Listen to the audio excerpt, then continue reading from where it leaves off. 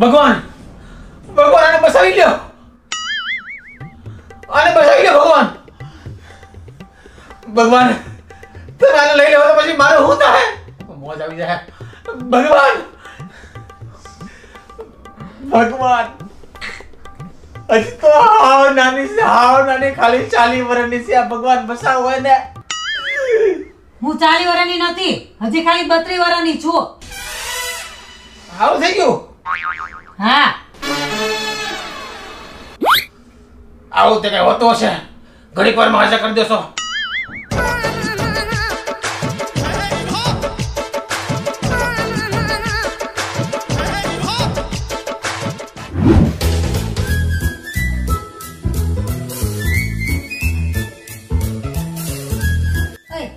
કરો છો?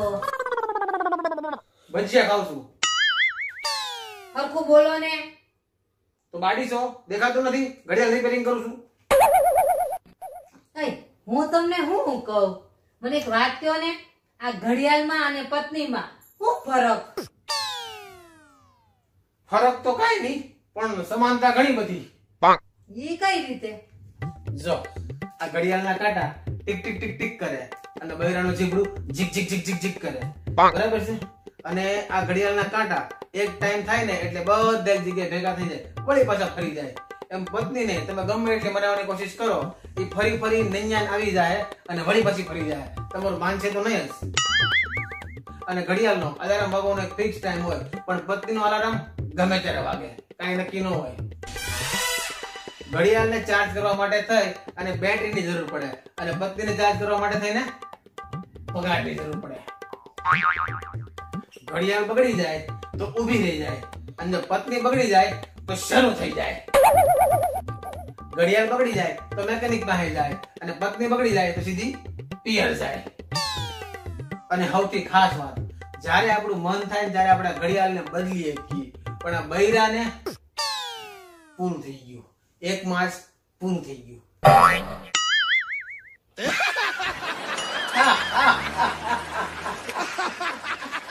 હવે આને કોણ સમજાવે?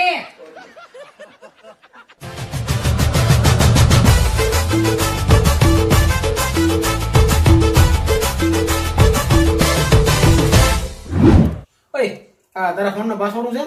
આપણા લગ્નની તારીખ કેમ યાદ નથી? યાદ તો હોય જ ને, કેમ ભૂલાય?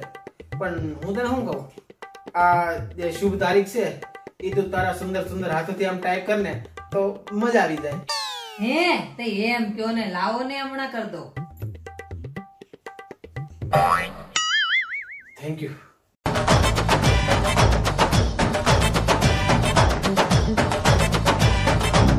मौत को छू के टक से वापस आ सकता हूं.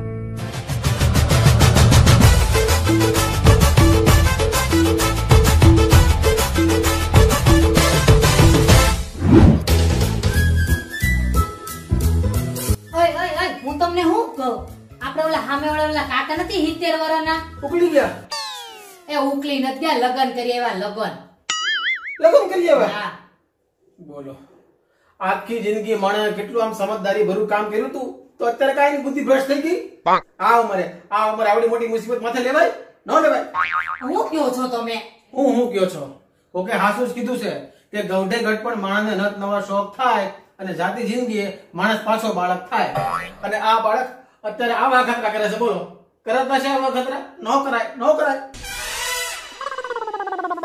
હવે આને કોણ સમજાવે?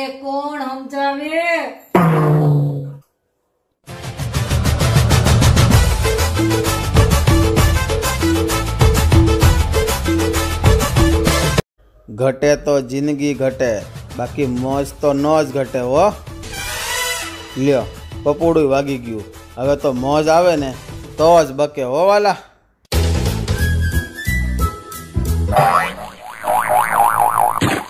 પારો, હાય પારો.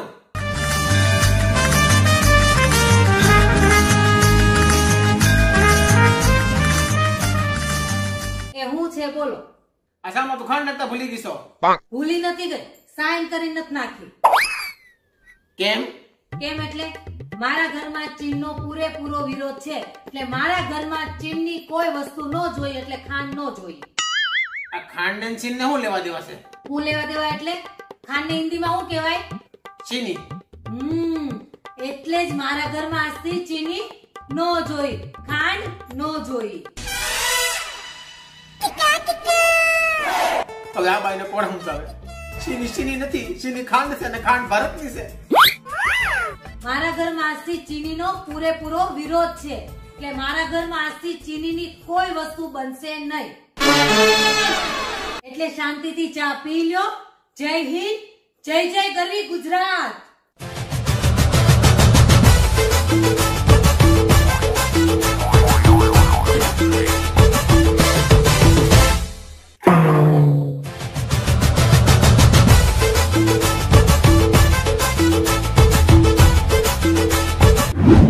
હાલો ડોક્ટર સાહેબ, હું છે ને એક જાગૃત પત્ની બોલું છું. તમને તો ખબર છે ને, હમણાં કોરોનાનો ચારે કોર કાળો કેર આયલો છે. તો છે ને મારે મારા પતિની સુરક્ષા માટે હું પગલા લેવા જોઈ ને ઈ જાણવા હાટું થઈને મેં તમને ફોન કર્યો છે. તો બેન, તમે અત્યારે કોરોનાથી બચવા માટે શું શું કાળજી લો છો? અત્યારે તો છે ને પેલા ડોક્ટરનો પીપીઈ કીટ નથી પહેરતા, ઈ તો છે નહીં મારી પાસે, પણ હું ત્યાં રેનકોટ તો પહેરાઈ દઉં છું. પછી ઓલા હાથના મોજા નથી મારી પાસે, જે ઓલા ડોક્ટરો પહેરે છે ઈ. પણ છે ને ઓલા શિયાળા નથી આવતા, ઓલા ગરમ મોજા પહેરવાના, ઈ પહેરાઈ દઉં છું. અને ઘરેથી જાય ત્યારે અને ઘરે પાછા આવે ને ત્યારે હાથ પગ મોઢું બધું સેનિટાઈઝર કરાવી દઉં છું. દુકાનમાં તે એની અને ગ્રાહક બે વચ્ચે છે ને 2 મીટરનું અંતર રહીને એવી સુરક્ષા કરાવી દીધી છે મેં તો. પૈસા આડવાથી કોરોના લાગવાનો ભય તો ખરા ને, એટલે બધી વ્યવસ્થા મેં છે ને ઓનલાઈન કરાવી દીધી છે. અને ઘરે આવ્યા ભેગા પરાણે હું છે ને ધગધગતા ગરમ પાણીમાં નવડાવી દઉં છું. દિવસમાં 3 વખત ઉકાળા પાઉં છું અને 2 વખત હળદર વાળું અને બદામ વાળું પરાણે દૂધ પીવડાવું છું. અને આખો દિવસ ગરમ પાણી પીવડાવું નહીં તો અલગથી.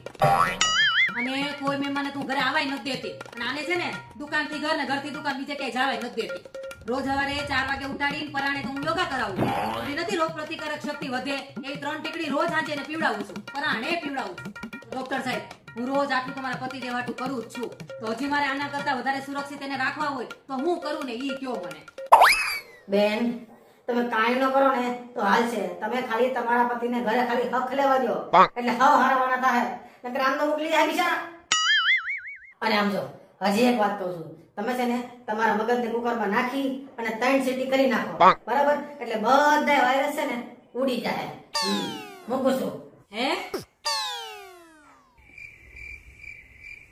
શું કીધું ડોક્ટર સાહેબે? એ કાઈ નહીં, તમને ન ખબર હોય. તમે જાઓ સેનિટાઈઝર કરતા જાઓ, દુકાન ભેગા થાવ.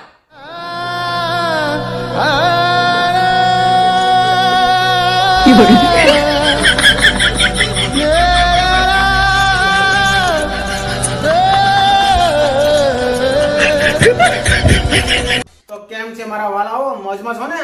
અરે મોજમાં જોઈ ને, મોજમાં જોઈ, આપડા ગુજરાતીઓ છે. તો મારા વાલાઓ, ઘરમાં રહેજો, સુરક્ષિત રહેજો અને મોજમાં રહેજો. અને હા, જો તમને આ વિડીયો જોવાની મજા આવી હોય ને તો પછી આ વિડીયોને લાઈક કરજો, શેર કરજો. બરાબર, તમારા જેટલા ગ્રુપ છે ને બધામાં શેર કરજો અને કમેન્ટ ખાસ કરજો કે તમને કયો પાર્ટ ગમ્યો. અને અમારી આ ચેનલ ને સબસ્ક્રાઇબ કરવાનું નહીં ભૂલતા હો. બેલ આઇકન દબાવી દેજો એટલે બધા નોટિફિકેશન મળતા રહે. ચલો મિત્રો, ફરી મળીશું એક નવા ધમાકેદાર વિડીયો સાથે. ત્યાં સુધી આપ સૌ વ્યસ્ત રહો, મસ્ત રહો, તંદુરસ્ત રહો અને સદાય હસતા રહો. મોજમાં રહો, મોજમાં રહો.